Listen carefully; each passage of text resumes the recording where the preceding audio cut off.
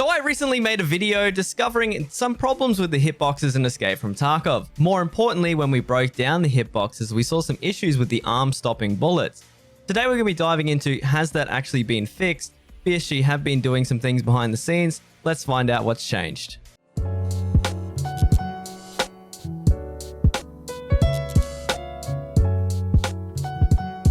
So originally we dived into this topic because of a problem with the canted RK1 and also the canted sight when we can see that the arm is actually blocking the thorax. Now I covered this in a separate video which I'll link down in the description below, but this is actually what got us started. In this video we basically discovered that the hand hitbox doesn't exist, and also there were some problems with the arm that would cause it to double hit, as well as the arm actually blocking pretty much every single round from going to the thorax. So when I say some things have been fixed, obviously the hands do not have a hitbox yet, but some things to do with the way that the arms interact have actually been changed behind the scenes without letting us know. So let's jump into, firstly, has it actually been fixed? Now, if you're wondering what's been fixed, it's whether the arms actually stop bullets from hitting the thorax. And the first thing that we need to check is, we've based it off a few theories. Now, the first theory that I had was maybe this was based off the bullet's velocity. So we tested actually a few different rounds here, and obviously multiple different calibers of subsonic rounds here moving very slowly. We thought possibility of the round moving a lot slower would actually affect the way that it performs when it's hitting the arm. What we noticed, however, was 7.62 US was actually going straight through the arm, regardless of the blacked or non-blacked status. Now this is really interesting because US is 300 meters per second. Now we were getting collapsed through the legs and hitting the person behind him, and also doing a little bit of damage drop off, which we'll get into later. But what we noticed as well was doing the same thing with subsonic SX and plenty of other different subsonic rounds. So what we noticed is once we got to 545 US, even though it's a subsonic round as well, this actually was not going through the leg or the arm, hitting the wall or anything else in between, which was actually really interesting. So then it actually started to send us in a different direction here, that maybe the possibility of the round's bullet speed doesn't actually matter. So this is when we sort of started to compare the two, and we actually noticed that 545 US would not give us the collateral here. It would not hit the second person or the wall behind. Now the only significant difference here is all the damages obviously, but the main key difference is that the penetration value of 545 US was 15. Now this led us down a path that the actual first theory was wrong. Bullet speed does not affect the way that the arms actually interact, but more likely that it's based off the bullet's pen. Now there's already a few bugs in Escape from Tarkov which are related to penetration, and we'll get into those later. But the first one is that fragmentation does not actually work unless the round has 20 plus pen. So if we look at 545 US, we could not even get a single penetration through the arm into the person behind.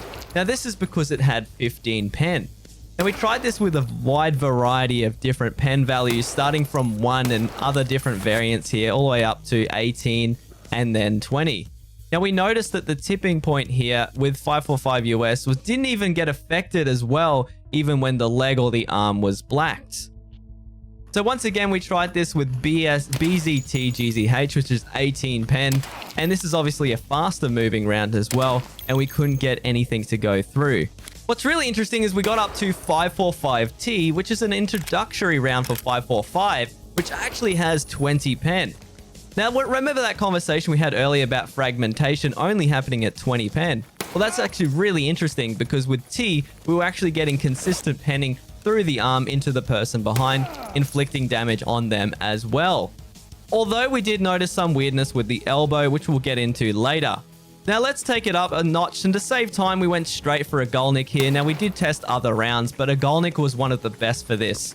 Now, not only does a Golnik only have a 2% chance to fragment, which means it's not actually possible for it to happen every single time, but in fact, it happened every single time, which shows me it's not really fragmentation, and I'm really sort of curious to what's actually happening here. Now, this is actually Battlestate Games' implementation of overpen, and you can notice even then, when we did all the testing on all the different rounds, we noticed that the tipping point for penetration through the arm started at 20 plus, and a Golnik and also rounds like M61 were consistently time and time again not affected by armor or anything else going through the armor and hitting the wall behind. If you guys are enjoying this video so far, I actually do these live on Twitch where I stream 5 days a week, every single week. So if you guys are enjoying them or have any questions, feel free to swing by the chat and ask. I'd appreciate seeing you there. So the red line is actually going to be the first bullet and the impact drawn with an X, with the blue line on the opposite side essentially being the fragment. Now this is how it should work if it was working correctly. However, what is actually happening when we zoom in on the colliders here, we're going to be noticing that they actually interact over each other. And the same thing was happening simply with the thorax in a 545 video that I talked about. And so what's happening here is sometimes the elbow is actually absorbing shots that should go to the thorax still to this point. And we notice a lot of weird behavior, even with rounds that should go clearly through. Because of this overlapping on the colliders, we were seeing a lot of issues, even with a Golnik not going through the elbow and sometimes causing a double collision. Another major problem is the arms still don't allow all bullets through after the black status. Now this is a huge issue because they said they fixed this.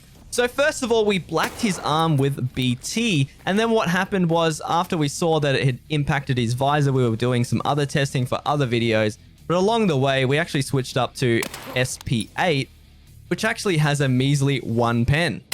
And what we noticed was, even with the 1 pen, it was actually impossible, even though the arm was blacked, to get any sort of actual overpen to happen. Now they did say that this was actually affected only until the arm was blacked, but however we can see that that is simply not true. We couldn't get SP8 to go through his arm even though it was of the black status. So I'd really like to see this change because it would really be nice in the way that PvP and other ammos behave.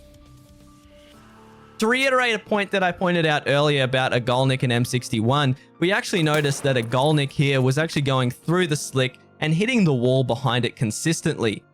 And when I say consistently, I mean every single time. Now we tested this with multiple different people lined up, and we also noticed that the direction of the impact was actually quite random and sometimes not directly straight. However, when we put multiple PMCs behind each other, we actually noticed that it would always hit the first one for the full flesh and then a drop off on the second, then the third. Now we noticed that these values that I'm going to put on the screen may not seem like a lot of useful information. However, these are the amount of flesh that the person behind took, being 32, 15, 17, 16, 16, 32, and so on.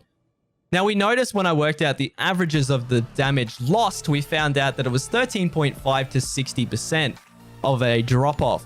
Now I'm actually going to be focusing an entirely dedicated video to this because I feel like if I actually got into what was happening here, it's going to take a long time to describe it because there are so many variables.